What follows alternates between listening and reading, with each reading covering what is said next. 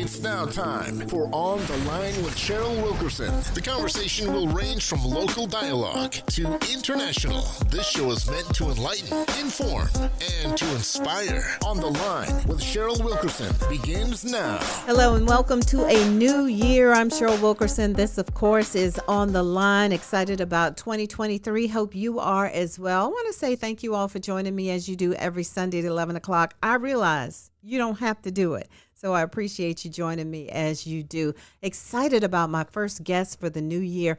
Imagine that you're a young man, you're playing middle school football, you're a star of football team, you're in gifted and talented classes, you kick cancer in the butt, you're just out here living your best life until one day when somebody accuses you of something that you did not do and you are sent away for 60 years. That's exactly what happened to my guest today. Yutico Briley is my guest. Hello and welcome to On the Line. How are you? I'm fine, Cheryl. Thanks for having me. It's a pleasure. Thank you for being with us today. As I painted that picture, I'm sure that people did not think at all that I was going to say in the end that you were sentenced to 60 years in prison for something that you didn't do. Can you back us up and tell us how this all began? You're in New Orleans. All right. Well, I'm gonna just go back to that day. Okay. Well, I'm gonna just be honest. Around the time, I was 19 years old, and basically I was selling drugs. Mm-hmm.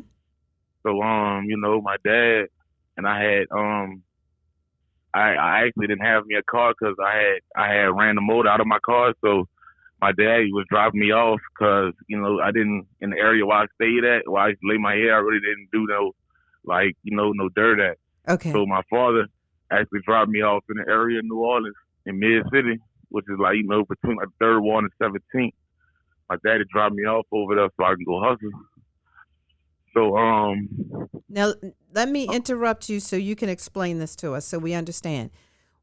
Tell me why you all were doing that. What made you make that decision that was the route for you to go, to hustle? I mean, back then, Mm-hmm. I always tell younger people right now, I was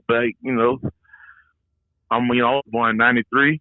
So, I grew up, late 90s, early 2000s. But, back then, just coming up in poverty and coming up around certain stuff, one of all, you become a product in your environment.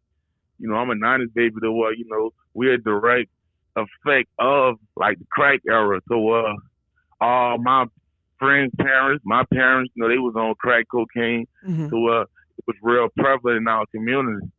And also,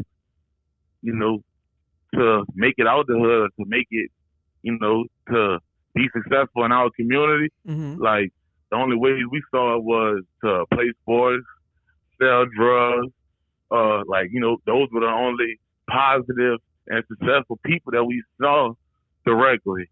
Back then we didn't have internet, the internet era kind of came a little later. So just growing up, I was kind of influenced by a lot of the wrong stuff just because, it was in my face. But you were a pretty good football player, so you didn't want to go that route? I mean, how you gonna play football and you post? Okay. Once I got to high school, I don't even have time to go to practice. I don't have time to go to practice. When I get home from school, I gotta go hustle, try to give me something to eat. I gotta hustle for the summer, try to give me some clothes to wear to school. So you weren't doing this so you could go out and buy a Maserati. You were doing this so, like you said, you would have food to eat and you would have clothes to put on your body. That's why you were doing it. My mom back then, my mom had 5 kids. I was the oldest. Mm-hmm. So, back then, we're in the house with my grandma. It was probably 8, 9 of us in a 2-bedroom. So, and I want to say a lot of times my mom wasn't working for one reason or another before my grandfather died. So he probably was the only person in the house with a source of income. Mm-hmm. And that was barely enough to pay the bills. So, more often than not, one of the bills, lights off, the water might go off this month. It was survival. If I'm hearing you correctly, it was survival. Am I right? Yes, ma'am. Okay. So take me to that day. What's going on? You said your father had dropped you off. Yeah, all right. Now I'm 19 years old. I'm staying back in New Orleans now. And, once I did come back to New Orleans, all my behaviors, my activities went completely to the wrong direction. So right now I'm 19, I'm hustling.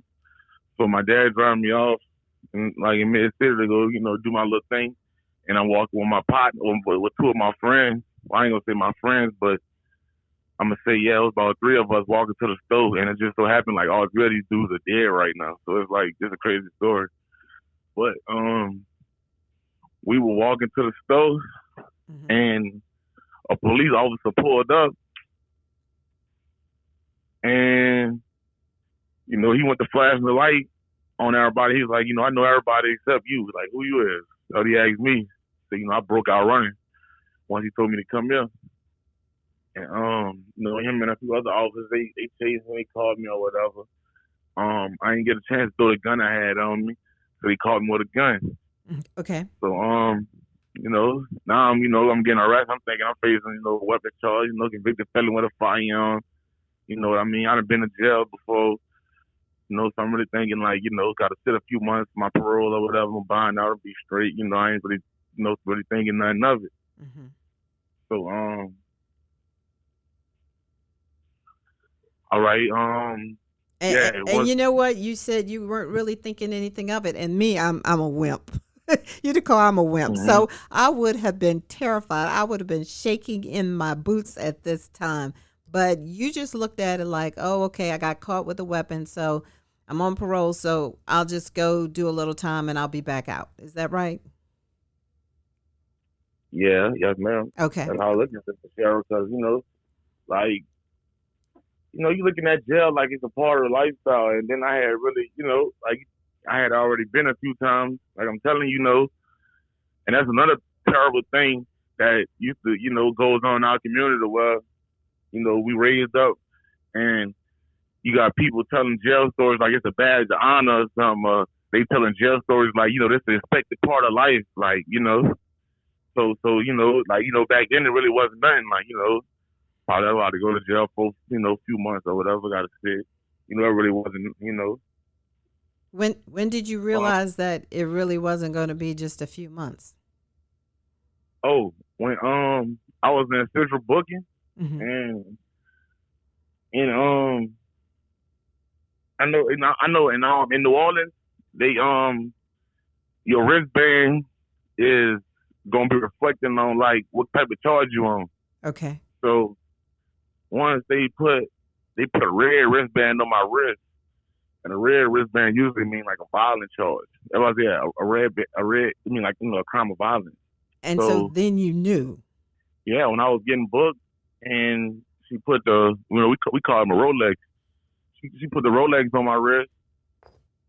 I'm like, I'm on a gun charge, man. I'm like, I'm non-violent. Like, I ain't supposed to have this color. And she like, well, yeah, you are on a gun charge, but you're also on a robbery charge with the firearm. And you're like, so what robbery charge? Exactly. I'm like, what you mean? Like, I'm like, robbery on who? She's like, I should be asking you that. Like, she being smart, Mm-hmm. So, right then and there, I wasn't even about to use the phone or nothing. And to this point, I ain't had used the phone. I ain't had did nothing. Mm-hmm. So once they told me, I was getting booked on a robbery, I wanted to go in and use the phone to trying to find out what's going on now. Mm-hmm. And, it's the same thing. Like, I'm calling, or right the time I call my best friend, he like, well, what's going, and it's the same thing. So we was at a dead end because we both know. He asked me what's going on. I'm telling him, I had to go to court to start getting my discovery packet and starting to find out what's going. That's how I found out about the charge, actually going to court. So I was at all kinds of disadvantages even fighting the charge, because by me really didn't do it, I didn't know anything about it, So there was a man that accused you and the people with you of stealing $102 from him. Is that the robbery charge you were talking about? Well, this is how it went. And The dude, Go He ahead. was staying in the area, probably about 6 blocks from where I was arrested at.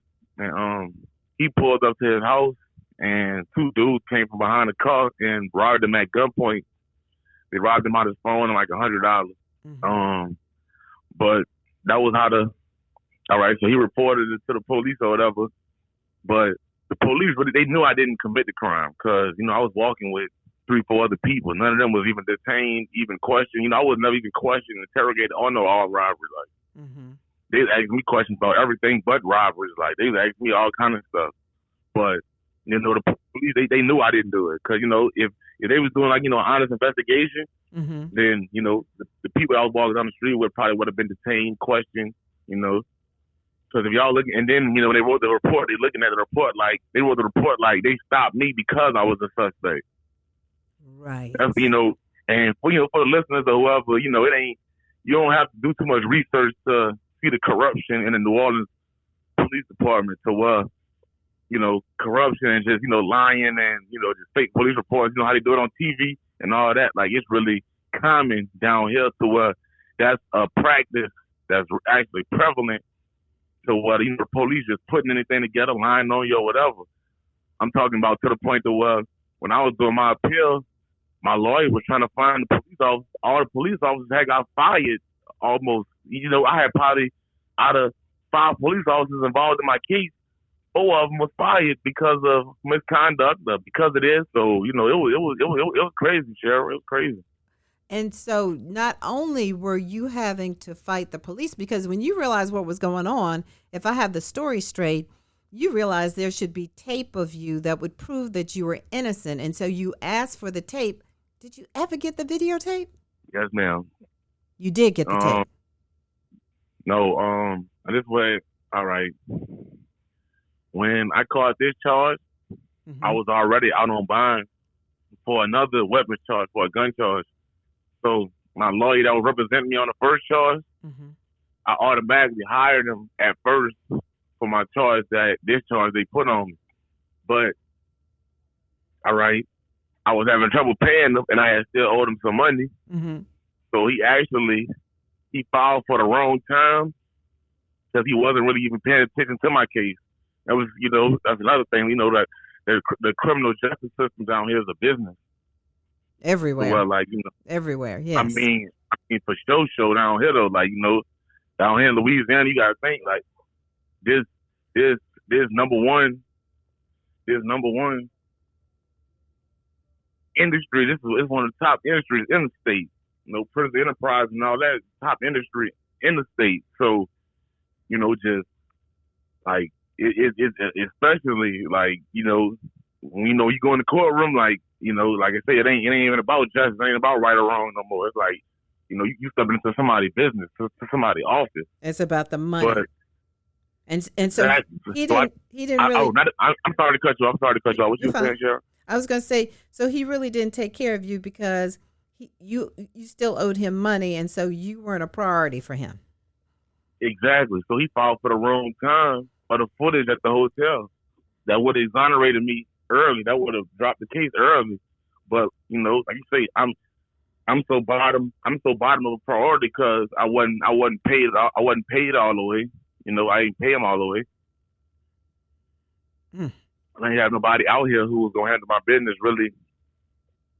Because everything, I went to trial in like 4 months, like 4.5 months. So, everything was bad. So I needed stuff to be done like really quick. So,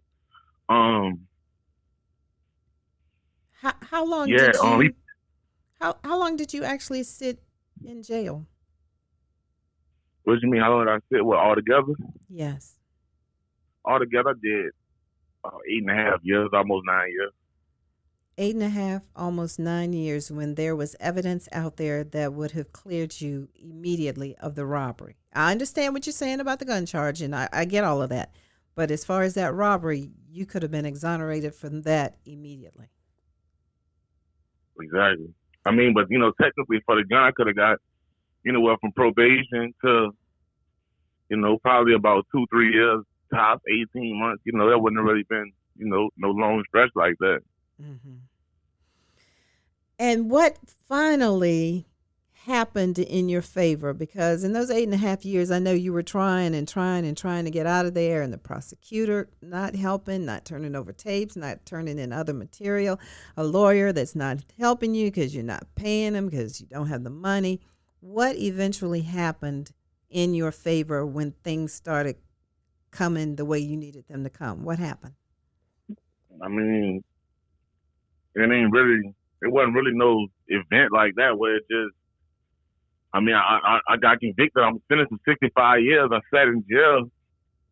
I sat in prison 7 years before I even met anybody that was going to try. You know, it really was kind of simple. You know, I really just didn't have nobody out here to, you know, try to do this. You know, once I actually met Emily and Laura, once they signed on my case, I pretty much told them I had everything already instructed on, you know, what to do and the main things that'll help get me out.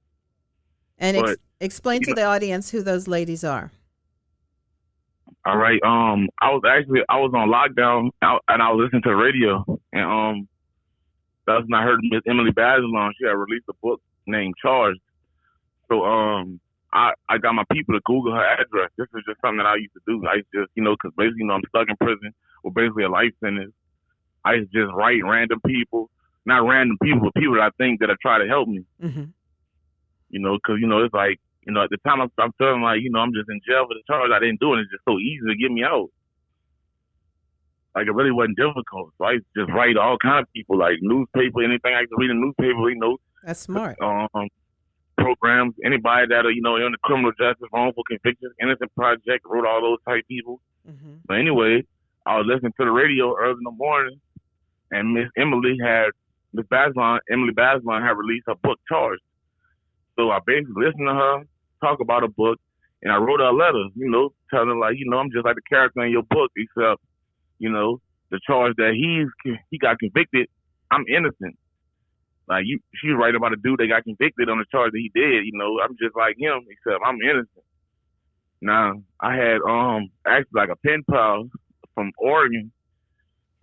Now, me and her actually ended up developing like more of a mother-son relationship. Mm-hmm. So some of the people that I used to contact to try to help me, she would contact them too from the outside and, like, you know, try to, you know, just let them know what's going on. So she contacted Emily and basically let her know that I had wrote her a letter at Yale University. So Emily dug in her mail. She would have never seen the letter. She dug in her mail for like 3-4 months ago and found the letter. She said when she read it, something just jumped out there, and, like, you know, she just felt it, like, you know, I was different. And went home with the communicating from there. Me and Emily Bazelon. And also, to add to the story, new district attorneys were put in office, or new prosecutors were put in office. And this was after your family had hired 2 private attorneys, right? No, my family hired no attorney. You talking about when I was fighting the charge? Yeah. Did anybody hire any private attorneys? Yeah. I mean, I hired my own attorney once I went to jail. Once when I first caught the charge. But right before I went to trial, one of my friends had got me a lawyer. But the day I went to trial, that was my first day in court with him. Oh. So, like, you know, it was all kind of stuff. But right. Like I said, it was really clear as day that I wasn't the person that committed the crime. Like, it was like the state, they did everything they could, like, match me up to the crime. Mm-hmm. And so which just further shines a light on how corrupt it was down here. And it took new people coming into office. Like I said, I don't know if you call it a district attorney there in Louisiana, but new people. The DA, they had got a new DA and a new judge. So basically, they stopped fighting because the stuff that exonerated was there the whole time. It just the DA and the judge, they was fighting. Like, when Laura signed on my case, so I forgot. All right, Miss Emily, she wasn't practicing law. So she got her sister to sign on my case. Her sister was over the law school at the University of San Francisco. So her and the law students started working on my case. Mm-hmm. But, once Laura signed on my case, I had like 400-500 pages of missing transcripts. Now, she had to wait about a year to get the transcripts. And then once they gave it to the district attorney at the time, he had redacted them, had all kind of stuff blacked out. It was like, they was fighting me for everything that'll free me. Mm-hmm. They fighting for everything that'll free me, and once they did give it to me, they blacked it out so it wasn't even visible. Mm-hmm. So at that point, I guess you were feeling pretty hopeless, even though, well, maybe you were feeling hopeful because you did have Miss Emily and these ladies helping you. So did you have hope at that point or no? Yeah, I really felt like I ain't had nothing to lose. I really, I had been faced the fact there was a possibility I might die in prison. Like I had accepted that fact already. Like I accepted that as a possibility. Like it is a possibility that I'm gonna die in prison. Like that is deep. And may I ask you, what is your family doing this whole time that you're in prison? What is happening with the family as far as you know? I mean, they doing what they do. They surviving how they survive. My daddy just rubbing that in my face that I should have pled guilty. I told you so, and like that just was his thing. Like I don't know, I don't want to say this on no show, but it was like my father, like he was happy to see me there. Like yeah, I told you so, and if you would have just been like me instead of being like your mama, I don't know. Okay, so I got you. It was like he was making no effort to try to get me out of there. That's what I'm saying. Like once Miss Emily and Laura did sign on my case, and they saw how easy, and how it was to get me out, like that really made them like, they made them kind of understand, why I don't even, really associate my family no more. I am speaking to Yutico Briley. He was sentenced to 60 years in prison for a crime that he did not do. Can you now, we're almost at the end of 30 minutes, and I do not want you to get off this call before you explain or describe the day that you knew that you were going to get out. I didn't know I was going to get out until like a day before, because once we started getting all the evidence and a new judge and a new DA came in, they stopped fighting. It was more of a contacting the victim thing. Now, that's another thing I didn't explain to you about the victim. My investigator found out that the victim was actually a drug dealer. When he got robbed, he was actually a drug dealer at the time he got robbed. But we're gonna fast forward 8-9 years now. Now he way overseas in France somewhere. I'm gonna say, yeah, his wife was like a teacher at a prestigious school overseas, so it was like they was having trouble contacting him to let him know that I was getting out. So that was like a hold up thing. But so it was like they was telling me like I might sit in jail like a few more months, and then they end up calling. My lawyer ended up calling me saying, well, look, they could just gonna make something. Well, look, you don't contact the victim, we gonna agree to that, and that's just gonna make it to where they can let you out early without letting them know. Okay. So I'm sure you agreed to that, right? Yeah. Yeah, and that was after fighting. Me and Laura and my students and stuff, my team, we have been fighting about 2 years already. So it was like, it was uncertain for 2 years. Yutico, what was the first thing you did when you got out of prison?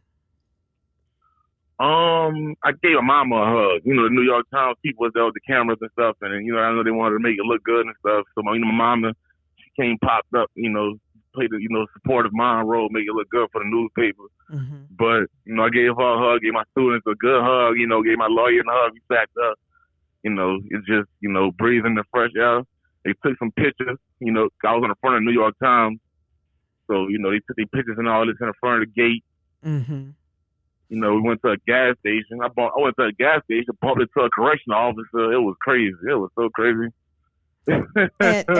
and before we run out of time, you have lasting effects from being in jail, in prison? What you mean lasting effects? Like what? Am I still putting up with stuff like when you put your head on the pillow at night, do you just go to sleep? Oh, every day. Every day, I'm still, I'm trying to repair a broken relationship still from, just being a ghost for disappearing for almost a decade. I still deal with, all kind of stuff. Sometimes I sit in my apartment sometimes and I go to feeling like I'm in a jail cell, so I gotta move around. Just every day I'm still dealing with it. Just all kind of stuff. Like, I have sleeping problems, like, probably almost like insomnia almost. sometimes still have nightmares, but, I'm not complaining about it. I don't want to complain about it, make it seem like I'm not appreciative of where I'm at now, but, right. And what are you going to do for the next 50 years? For the next 50 years? Yeah, what you going to do for the next 50 years? Oh, I'm a appreciate life, I'm live life, I'm appreciate life, and every day I'm awake, I'm gonna be a better person than I was the day before. I'm gonna enjoy it. I'm gonna just, I love it. I love it.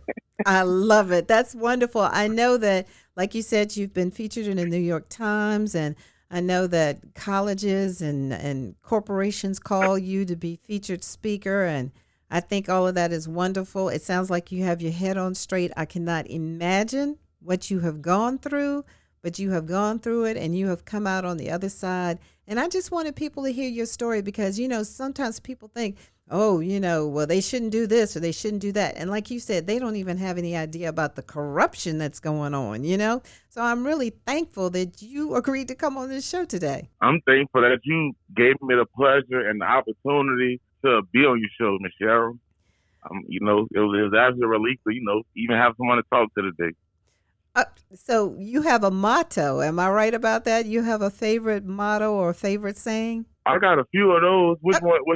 You clinged on to one? You like one of them? Okay, we got about 3 minutes, so give me a couple of them. I mean, what? My favorite sayings? Yeah. Yeah. What's your favorite saying? I know I always tell myself just like life is 90% mental, 10% physical. Ooh, yes. That's one thing I always tell myself. Like, the war is in the mind. The battle is in the mind. The battle is in the mind. And do you have a famous saying about a cup? Oh, the cup is always half full. The cup is always half full. Why does that stick with you? Because life is what you make it. And, and you see from my situation, what if I would have just gave up hope at 5 years and just, Yeah, suppose you didn't write those letters or listen to the radio or just reach out to people. I'm with you. Yeah, it's always up with me. I'm always optimistic with it. Like, it's always a chance, there's always hope. There's always something good going on. There's always something to smile for with me. Like, even at the worst times, like, so, that's just my outlook. Cheryl, that's my outlook. I'm always try to cheer everybody up, and I'm always bring out the positive. I'm always tell somebody, look at the good thing. Even, that's why everybody liked me back, when I was in that place. Mm-hmm. Because, I used to always, I'm gonna find something to be happy about and smile about. Yeah, I'm sure people did appreciate you because you, in fact, were bringing the sunshine in a very dreary place. And so, yeah, I'm sure they were giving you a lot of love for that. I am proud of you, young man. I am proud of you. Thank you, man. Yep, I am proud of you. I want you to know that, you know what, it's people out here that care about you. There are people out here that look at you in amazement because what you have done, a lot of people didn't have the stamina to do. Some people would have just given up. Like you said, you didn't do that. So, Yutico Briley, you keep on keeping on and being great. You are welcome on these airways anytime. All right, Ms. Cheryl, thank you. Thank you so much. And we want to thank you, the listening audience, for checking out this story today. It's just remarkable what people go through. And sometimes we just sit back and we judge people and we don't have a clue as to what is really going on. So this year we want to open our eyes and we want to be intentional and we want to help our brothers and sisters whenever we can. I'm Cheryl Wilkerson. Thank you so much for listening to On the Line today. We will do it again next Sunday. You all take care, stay safe, and behold the green and gold. Oh, and before I go, how about those Spartans at that Rose Parade the other day? But anyway, yes, got to get out of here. Cheryl Wilkerson on the Line. Take care. Behold the green and gold.